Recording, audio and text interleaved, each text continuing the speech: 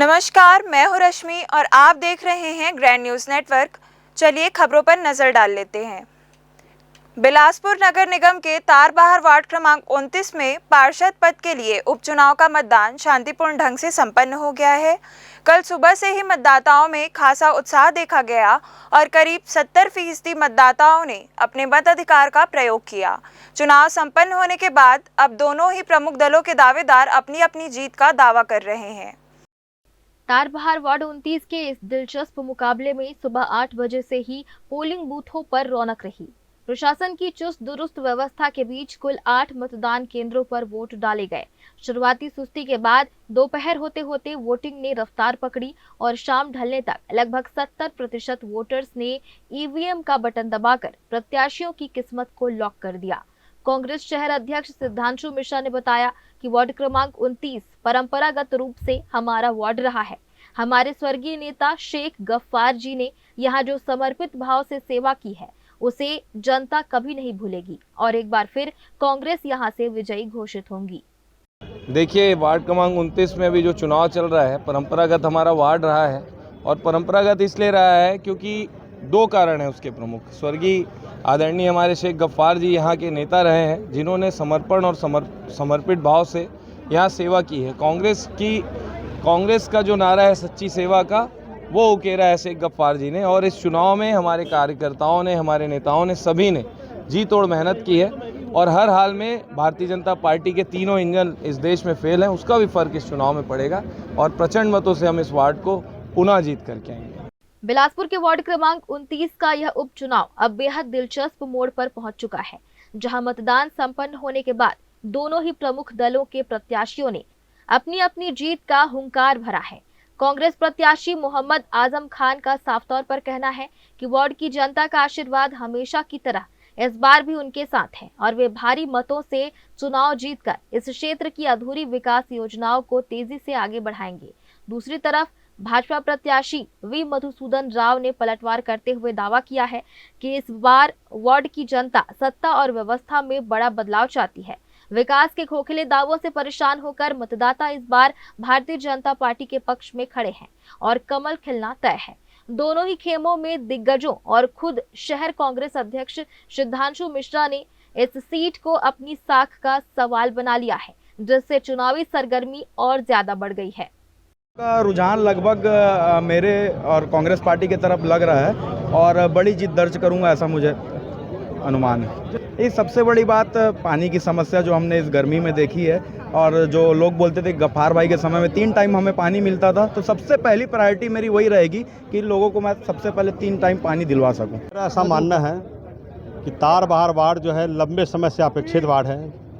विकास के कहीं पर काम कहीं नहीं दिखते। अभी वार्ड में गली गली हम लोग जब घूमे हैं तो मुझे लगा है कि इससे जो है पिछड़ा वार्ड पूरे बिलासपुर में नहीं है। और इस बार एक लोगों का अच्छा अवसर मिला है कि जहां पर बिलासपुर में विधायक भी भाजपा का है, सांसद भी भाजपा का है और केंद्र तक भारतीय जनता पार्टी की गवर्नमेंट है, तो लोग चाहते हैं यहाँ का पार्षद भी जो है भारतीय जनता पार्टी का बने, ताकि पूर्ण विकास जो है तारबहार का हो सके। और जहाँ तक जनता का सवाल है, जनता भी बदलाव की स्थिति में है। मुझे ऐसा लगता है कि पश्चिम बंगाल जैसे हम लोग एरिया में जब चुनाव जीत सकते हैं तो तारबहार कोई बहुत बड़ी बात नहीं है। जनता खुद चाह रही कि कैसे भी हो इस कांग्रेस राज से मुक्ति मिले। नेताओं के दावों और राजनीतिक गुड़ा भाग से परे अगर बात वार्ड क्रमांक 29 की आम जनता की करें तो इस बार वोटर्स का रुख बेहद स्पष्ट और सचेत नजर आ रहा है। चुनाव को लेकर स्थानीय मतदाताओं का साफ कहना है कि उनका वोट किसी पार्टी या चेहरे को देखकर नहीं, बल्कि सिर्फ और सिर्फ स्थानीय समस्याओं के समाधान और वार्ड के वास्तविक विकास के नाम पर गया है।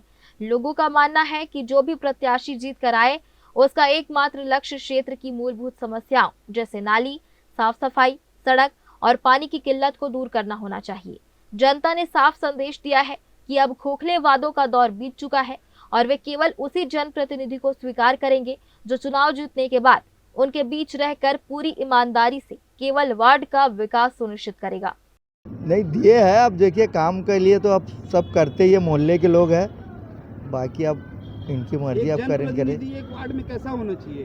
बस अच्छा काम करता है आदमी रहना चाहिए, और क्या चाहेगा पब्लिक। इस वार्ड में क्या समस्या दिखता है आपको? अब समस्या तो सब छोटी मोटी रहती है, चाहे कहीं की भी हो। अब करते हैं, बच्चे लोग हैं। कचरा गाड़ी नियमित रूप से आए और पानी की व्यवस्था हो। यहाँ पानी की काफ़ी कमी है, वो पूरी हो, ऐसा ही चाहते हैं हम लोग। वोट डालने आए हैं यहाँ और अच्छा से काम करे, जिसको भी दिए अच्छा से अपना फ़र्ज निभाए, है कि नहीं। मेन तो हमारे सबसे ज़्यादा हमारी वो है पानी की समस्या, पानी को जल्द से जल्द ठीक करे, है कि नहीं। यही हम लोग से उससे गुजारिश है। ये तालाब साफ हो जाएगा तो पानी अच्छा रहेगा क्या वार्ड में? नहीं, अभी तो बोर से आते हैं ना, तालाब से कोई कनेक्शन नहीं। तालाब को भी साफ करें ना भाई, उसको भी, वो तो बहुत गंदगी है कि नहीं। पानी तो बिल्कुल आता ही नहीं, पानी का रोज़ हम लोग बाहर से दोहार के परेशान हो गए हैं। अभी वोट डालने जा रहे हैं। पहले तो बहुत अच्छा काम हुआ है शेख गफ्फार जी के समय, असलम भी अच्छा काम किया। हम सोचते हैं बाद में जो भी पार्षद जीते या बने वो अपना कर्तव्य अच्छे ढंग से निभाए। इस वार्ड में समस्या क्या दिखती है आपको? समस्या तो लगभग हर वार्ड में थोड़ा बहुत रहते ही है, उतना तो लेके चलनी पड़ेगा। थोड़ी बहुत साफ़ सफाई की है और नाली की है, जो सही फ्लो नहीं है नाली का, कहीं ना कहीं पानी अटका हुआ, कचरा अटका हुआ रहता है।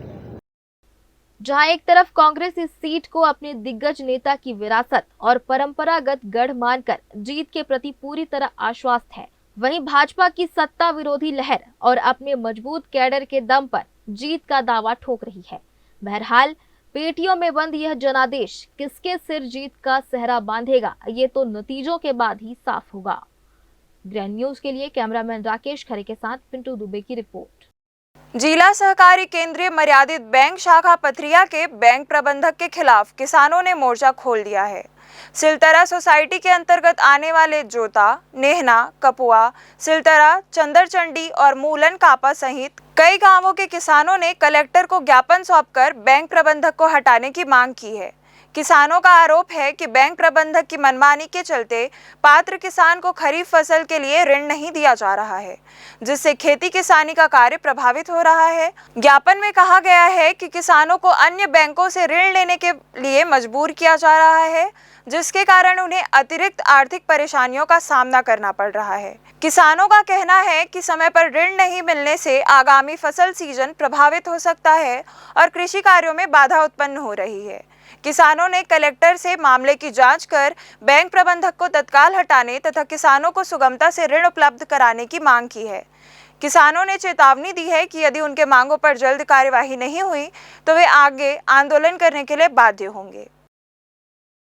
हम लोग सभी किसान भाइयों को लेकर गए थे ब्रांच मैनेजर के पास और ब्रांच मैनेजर को बोले कि सभी किसान भाइयों को मतलब वो खाद बीज और कर्जा KCC दो करके, तो बोला मैं नहीं दूंगा, सीधा एक लाइन से बोला मैं नहीं दूंगा। तो उनको पूछे हम लोग मतलब वो आपके पास आदेश आया है करके, तो वो बोला मेरे पास कुछ आदेश भी नहीं है, फिर भी नहीं दूंगा करके। वैसे ही बोल के हम लोग वहाँ से भगा दिया। कौन था, कौन बोला है नाम? हम सोनी है ब्रांच मैनेजर, पथरिया ब्रांच का, वही बोला है ये सब चीज़। और हम लोग चाह रहे हैं कि सभी किसानों को मतलब बीज, खाद और ऋण मिलना चाहिए 0% में। माननीय कलेक्टर महोदय जी के पास आए थे सभी किसान भाई। अब उनमें खाद और बीज की और KCC को ब्रांच पथरिया के द्वारा अपने मनमानी तरीके से कि नहीं ये करेंगे हम लोग, नहीं उसको किसानों को ऐसा करके उनको वंचित करके घुमाया जा रहा है। और सभी किसान जो है सेवा सहकारिता समिति सिलतरा पथरिया से आए हैं हम लोग। तो अभी सर नहीं थे कलेक्टर सर, अभी हम लोग जा रहे हैं वहाँ मुख्य कार्यपालन अधिकारी CO सर के पास मिलेंगे। पूरे क्षेत्र के सभी किसान हम लोग जा कर के उनको बात भी किए ब्रांच मैनेजर से, तो बोले कि आप लोग के कहने से हम लोग को कोई मतलब नहीं है, कोई फर्क नहीं पड़ेगा करके बोल दिया। बिलासपुर के बिल्हा थाना क्षेत्र के अंतर्गत आने वाले मोह भट्टा मेला परिसर में विद्युत विभाग की एक बेहद गंभीर और दिल दहला देने वाली लापरवाही का मामला सामने आया है। यहां बिना किसी सुरक्षा उपकरणों, सेफ्टी किट के एक ठेका कर्मी को 11 kV की चालू लाइव लाइन के खंभे पर काम करने के लिए चढ़ा दिया गया, जिसके कारण वह करंट की चपेट में आकर बुरी तरह से झुलस गया। हादसे का शिकार हुए घायल ठेका कर्मी की पहचान नंदलाल उर्केरा के रूप में हुई है, जो इस घटना में लगभग 20% तक जल चुका है। लाइन बंद किए बिना और सुरक्षा मानकों की धज्जियां उड़ाते हुए युवक को मौत के मुंह में धकेलने की इस घोर लापरवाही के बाद आनन फानन में घायल को बिलासपुर के सिम्स अस्पताल में भर्ती कराया गया है, जहां फिलहाल उसका इलाज जारी है। स्थानीय पुलिस और प्रशासन अब इस बात की जांच में जुट गए हैं कि आखिर जिम्मेदार अधिकारियों और ठेकेदारों ने इतनी बड़ी लापरवाही को अंजाम कैसे दिया। बिलासपुर के सिविल लाइन थाना क्षेत्र के अंतर्गत शादी की बात को लेकर एक युवक द्वारा युवती के पिता पर चाकू से जानलेवा हमला करने का सनसनीखेज मामला सामने आया है। पीड़ित के साले राजू दास मानिकपुरी ने बताया कि आरोपी साहिल मरावी, जो कि कुदुदंड का रहने वाला है, पिछले 3-4 दिनों से उनके परिवार को लगातार परेशान कर रहा था और 2-3 दिन पहले उसने युवती के साथ मारपीट कर उसका मोबाइल भी छीन लिया था। विवाद तब और बढ़ गया जब आरोपी की मां ने घर आकर जबरन शादी कराने का दबाव बनाया और धमकी दी, जिस पर अलग जाति, आदिवासी और मानिकपुरी होने के कारण पीड़ित परिवार ने इस रिश्ते से साफ मना कर दिया। इसी रंजिश के चलते आज सुबह आरोपी साहिल मरावी ने युवती के पिता मोहित दास मानिकपुरी पर चाकू से ताबड़तोड़ हमला कर दिया और मौके से फरार हो गया। घटना की शिकायत के बाद सिविल लाइन थाना पुलिस ने तत्परता दिखाते हुए फरार आरोपी की पतासाजी कर उसे पकड़ने के लिए घेराबंदी की। खुद को पुलिस से घिरा देख आरोपी साहिल ने भागकर बचने की कोशिश की, लेकिन हड़बड़ाहट में दौड़ते समय वह स्वयं ही सड़क पर अनियंत्रित होकर गिर पड़ा, जिससे उसके पैरों में गंभीर चोटें आई। पुलिस ने आरोपी को अपनी अभिरक्षा में ले लिया है और उसे इलाज के लिए अस्पताल भेजने के साथ ही आगे की वैधानिक कार्यवाही शुरू कर दी है। मेरा जीजा था, हम लोग काम में चले गए थे और ये लड़का 3-4 दिन से बहुत परेशान कर रहा था और ये मेरे भांजी को 2-3 दिन पहले मार दिया था और मारने के बाद मोबाइल छीन लिया था। फिर हम लोगों को फ़ोन लगाए, हम लोग फट से आए। फिर हम लोग सोचे कि इसके चक्कर में जान चले जाएगा कहकर हम भांजी को घर भेज दिए। उसके बाद इसके मम्मी आकर के घर में टॉर्चर करने लगी थी, इसका शादी कर दो, ऐसा वैसा। हम क्यों करेंगे भाई, अलग कास्ट का है लड़का, आदिवासी है, हम मानिकपुरी हैं, उसकी मम्मी मानिकपुरी है और उसके डौका आदिवासी है तो अलग कास्ट से है। हम लोगों को जानकारी हुआ तो हम नहीं करेंगे ये सब चीज़, ऐसा किया। तो यही सब बहाना, उसके मम्मी आए आकर इतना दबाव, मेरे थाना में पहुंच है, मैं ऐसा हूँ वैसा हूँ, तुम थाना नहीं जाते। उस समय भी हम लोग थाना जाने वाले थे, हम लोगों को मारने धमकाने की धमकी दे दी, हम डर गए। बाहर में हैं, हम रूम किराए में हैं और आज हम लोग रूम उसी के कल धमकी दी कर गई थी, उसकी मम्मी आर और पार हो गए ऐसे कर और सुबह का लोग मेरे जीजा को ऊपर वार कर दिए चाकू से बुरी तरीके से। साहिल में रावी, अब उसका ये वही कुरुदंड में रहता है, इस बिट्टी कॉलेज के बगल में उसका घर है। बिलासपुर के सकरी इलाके में राहगीरों से मोबाइल लूटने वाले एक शातिर बदमाश शुभम यादव को उसके एक नाबालिग साथी के साथ गिरफ्तार कर लिया गया है। वारदात को अंजाम देने के बाद ये आरोपी लगातार पुलिस को चकमा दे रहे थे, लेकिन 31 मई को मुखबिर की सूचना पर सकरी ओवरब्रिज के पास इनकी घेराबंदी कर दी गई। खुद को घिरा देख आरोपी शुभम यादव अपने साथी के साथ एक्टिवा चमकाते हुए भागने के फिराक में था, लेकिन हड़बड़ाहट में दोनों बीच सड़क पर ही गाड़ी समेत पलट गए, जिसके बाद इन्हें दबोच लिया गया। पूछताछ में मुख्य आरोपी शुभम ने कबूला कि उसने बीते 20 मई को लोखंडी ओवरब्रिज के पास एक मोटरसाइकिल सवार को निशाना बनाकर उसका मोबाइल झपटा था।